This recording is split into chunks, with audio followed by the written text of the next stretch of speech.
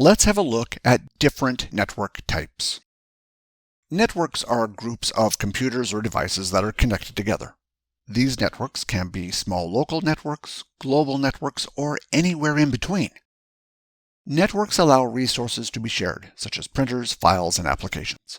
This allows for a lot of benefits, but also creates other risks, such as data theft and denial of service attacks. In this video, I will look at the different types of networks that are available, their benefits and limitations. I will also look at some other topics and concepts that you may come across when working with networks and data. When trying to remember the different types of networks, it often helps to work out the geographic area the network operates in. This often helps to identify which networks you are working with. To start with, I will look at the smallest network. Personal Area Networks, or PANs, are networks specifically designed for short-range device connectivity. This category encompasses any device operating within a limited range. The technology used will determine the range, but will always be short. For instance, Bluetooth typically covers a distance of up to 10 meters or 33 feet. However, under specific conditions and with appropriate equipment, it's possible to extend this range further. You will find that some definitions of PAN will also include wired devices connected via connections such as USB. CompTIA, however, does not include wired devices in their definition of PAN. The most common wireless connections are Bluetooth and infrared. Infrared is an older technology that can easily be blocked by objects and even people. Bluetooth signals can be affected by objects, reducing the signal strength and quality, but not as much as infrared. Before Bluetooth, infrared was used for devices like printers, but Bluetooth is now much more prevalent. You will still find infrared used for devices like keyboards and mice. Keyboards and mice are generally close to the computer and thus don't get affected so much by signal degradation. Thus, you still find infrared used in some cases, although Bluetooth has now become very popular. Let's look at the next network type. Although PAN networks are generally wireless, when referring to wireless, we are often referring to wireless LANs. The dominant wireless standard being 802.11, better known as Wi-Fi. Later in the course, I will look at wireless networking in more detail. Other wireless networks are generally not IP networks, that is, accessible using the Internet. For example, smart light bulbs generally don't use Wi-Fi since they are not required to be directly accessible on the Internet. If they were IP compatible, the device would require a lot of electricity just in order to operate. Nowadays, most wireless LANs tend to be implemented using wireless access points, or WAPs.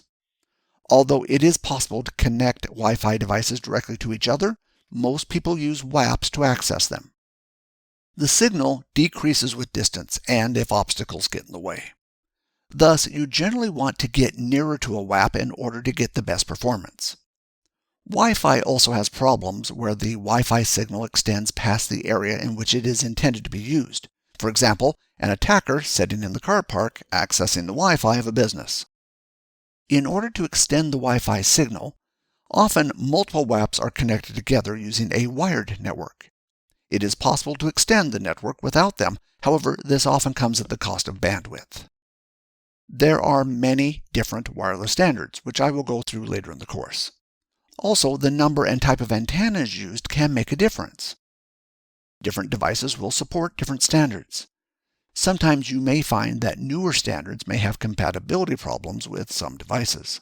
Wireless is generally good for short distances. If outside, the signal tends to go further since it is not being blocked. If you want longer distances, you will usually go with a wired solution. Local area networks, or LANs, can initially seem complex due to their versatile nature. Essentially, a LAN can encompass anything from a modest network with just a few devices to an extensive setup with numerous devices. The key characteristic of a LAN is that it connects devices within a single confined geographical area. The primary emphasis here is on the limited area aspect, which distinguishes LANs from other broader network types. A home office, office building, or even a school may be considered a LAN, assuming they are in the same geographical location. In a lot of cases, the traffic will be on the same network segment, but a LAN could still utilize a router to connect different networks together, as long as all the networks are in the same geographical location. LANs are generally connected by fast, reliable links. If the LAN covers different network segments, for example, different floors of the same building, generally good quality cabling is used to connect them. Of course, it is possible to use poor equipment and low quality cabling in a LAN, so don't consider that to be the main factor. But generally, LANs have good cabling. LANs are what users connect directly to, so if the network is poor, there are going to be complaints. The main factor is the geographical size and single location of the network that makes it a LAN. Try not to overthink it. If you can walk between devices on the same network easily, and it is in a single location including the same building, it is probably a LAN. If you have to exit the building, you are probably dealing with something else. Let's have a look at how we can combine wireless and wired together. You may hear the term small office home office or SOHO. This refers to a home network or a small office. SOHOs are small networks with at most a few users in a small building, often having only a small amount of network equipment. They may only have one network device that connects all the devices to the internet. The point to remember is SOHOs are small networks in a small space. In this example, there is one network device that connects to the internet. Nowadays, the network device will generally connect to an internet service provider or ISP. The ISP is what connects to the internet. In the old days, companies would lease lines and have their own private networks to connect their sites together. This still happens, but not as much as it used to. A lot of companies with small networks will simply connect to the internet and use a virtual private network or VPN to connect different sites together. With the availability of cloud-based servers, a VPN is not required as much as it used to be. To understand why SOHO networks have become more popular, consider this network device is also a firewall. Thus, the internal network has some security from the internet provided by the firewall. These devices will often have VPN capabilities. In the old days, a site may have needed a number of devices to provide all these features. Technology has improved so much that it can now be provided by one device. The important point to remember is a SOHO network is a small home network or a small business network. Even if you have a few network devices, if the network is a small home or office network, then it is a SOHO network. These networks may provide wired and wireless networking. Often a network device will provide a bridge between the wireless and wired network. From a technical point of view, both networks are connected to the same LAN, just using different technology. Thus, devices on the wireless network can be connected directly to devices on the wired network. SOHO are only small networks. So, let's look at what happens when the network gets a bit bigger. Although not one of the topics for this video, as we progress through our exploration of networks from the smallest to the largest, it is important to understand what constitutes an enterprise network. An enterprise network typically refers to the network infrastructure of a mid-sized to large company. Key characteristics of enterprise networks include their expansive size, coverage over large geographical areas, and the presence of multiple sites. Essentially, when we talk about mid to large company networks, we are referring to enterprise networks. A crucial distinction of enterprise networks is that they specifically denote the internal network only. So, what is an enterprise LAN? An enterprise LAN is essentially one large geographic location of an enterprise network. Thus, an enterprise network may have locations all over the world. A large single location of that enterprise network is an enterprise LAN. If it is only a small office location, it would be a SOHO. Most likely, the head office will have an enterprise LAN as they tend to be the largest network. Enterprise LANs usually use dedicated devices rather than all-in-one devices like a SOHO network does, due to the larger load of having more users on the one network. Let's consider an example. An enterprise LAN will generally have a dedicated firewall device. These devices have one job, and that is to perform firewall services for the network. You generally find these firewalls are large rack-mounted devices costing much more than consumer versions. As soon as you start working with enterprise devices, the price goes up, but they give better performance. Some companies may purchase devices that perform more than just firewall functions, but these are still enterprise devices and have an enterprise price tag. The firewall will generally be connected to the Internet. If the site does not require Internet access, a firewall may be used to segregate the network or access to other sites, but is not required. Depending on the requirements of the network, it may have a demilitarized zone, or DMZ. A DMZ essentially allows your public-facing servers to be on a separate network. The idea being that if the server were to be compromised, the attacker would not have access to the main network. An enterprise LAN typically supports a large number of users, who are usually interconnected through network switches. These switches are often more substantial in scale compared to those used in a home network and may offer remote management capabilities. With enterprise LANs, the key concepts are scale and enhanced performance, which in turn increases the price. In environments where numerous devices share the same network, businesses often invest more in high-quality equipment. This investment is crucial to ensure network security and to minimize the risk of outages. Given that network disruptions in a setting with hundreds of users can result in significant productivity losses, the cost of robust enterprise network equipment is generally justified and viewed as a necessary expense. Now, let's leave the company network and look at the next large network. The next network that I will consider is the Metropolitan Area Network, or MAN. A MAN is essentially a number of LANs connected together. The catch with this one is the network is the size of a city, or another word for a city, metropolis. To understand MANs a little better, it is probably easiest to go through a brief history of how they developed. When fiber optic is installed, a major part of the cost is the labor, not the cable itself. Thus, more fiber optic cable is usually installed than is needed. This extra is used for replacing broken cable and for future capacity. This extra fiber is often called dark fiber. Dark fiber is so named because, when unused, it remains dark or inactive.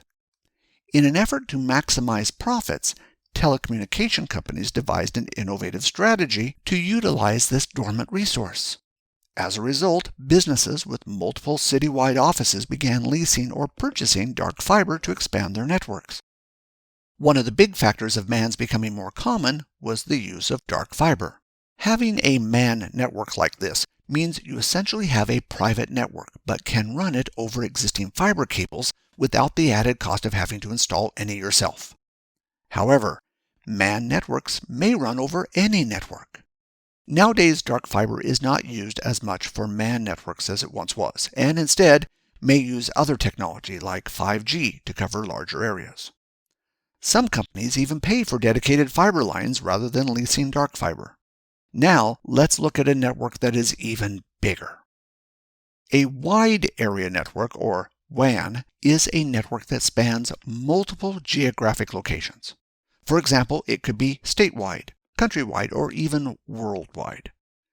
The main point to remember is that a WAN covers multiple geographic locations. Before MAN networks, a MAN would have been known as a WAN. In the real world, you may have a network that is inside a city. However, people will refer to it as a WAN. I would not be concerned about what it is called in the real world, but for the exam, know the difference. If you are not sure, always consider the geographic size of the network. Now, let's have a look at specialized networks. Data centers are whole sites dedicated to server resources. These sites are purpose-built facilities designed with high availability in mind. The sites are equipped with specialized networking, advanced climate control, and dedicated power systems. With so much data being in the cloud nowadays, some companies may decide to hold some of their data or applications in a data center rather than hosting them on their own site. Now let's have a look at how this data can be stored. In enterprise networks, you will often find a storage area network, or SAN, is used to store data. SANs provide a pool of storage, Essentially, SANs are a collection of storage. SANs can be set up with redundancy. Also, standby storage can be added, so if a storage device fails, standby storage will replace it automatically. SANs are generally used in a server room and are connected to a fiber switch. The fiber switch provides network functions for the data from the SAN to and from the servers. The fiber switch plugs into a fiber card which is installed in the server.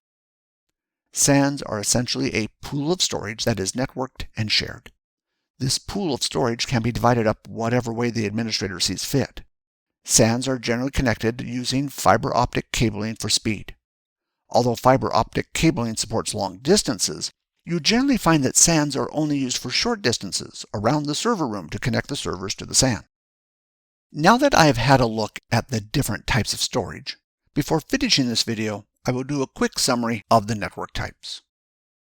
For the exam, one of the simplest ways to identify which network is which is by looking at its geographic size.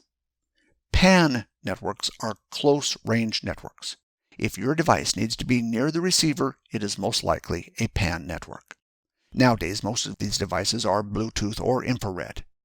Typical PAN devices include mobile devices, headphones, keyboards, and mice. Next, we have wireless networks, which often use Wi-Fi. These networks vary in size. It is important to note that an increase in area typically leads to a decrease in signal strength and, consequently, speed. Personal area networks, or PANs, typically extend only a few meters if you are lucky. If a network spans beyond this range, it is most likely a wireless LAN. Consider this scenario. A wireless device placed right next to the receiver will function, but if you move it more than a few meters away and it still works, it is likely utilizing wireless LAN technology. LAN networks are wired networks limited to one geographic location. This generally means a single building, but in some cases may be multiple buildings if they are close enough and well connected. For example, an office building with a smaller annex office connected at the back. A MAN network is a network that is limited to a city or a metropolitan area.